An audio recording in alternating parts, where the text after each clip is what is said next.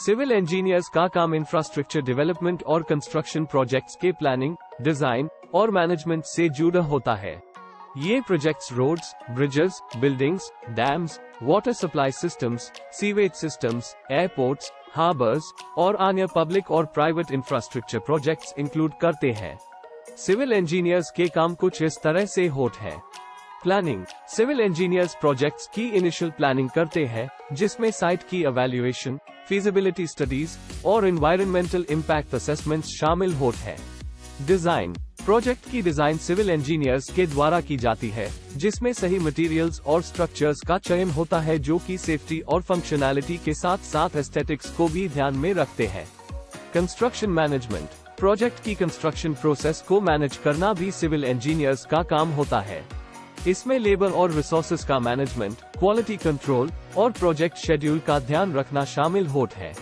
Site supervision. Construction site पर काम के दौरान सिविल इंजीनियर्स की सुपरवाइजरी रोल होती है, जिसमें वो इंश्योर करते हैं कि डिजाइन और स्पेसिफिकेशंस के अनुसार काम हो रहा है। Materials management. सही मटेरियल्स का चयन करना और उनका प्रोक्योरमेंट भी सिविल इंजीनियर्स की जिम्मेदारी होती है। Safety and regulations. Civil engineers construction sites पर सेफ्टी मेजर्स और बिल्डिंग कोड्स को फॉलो करके काम करते हैं ताकि एक्सीडेंट्स और स्ट्रक्चरल फेलियर्स से बचा जा सके।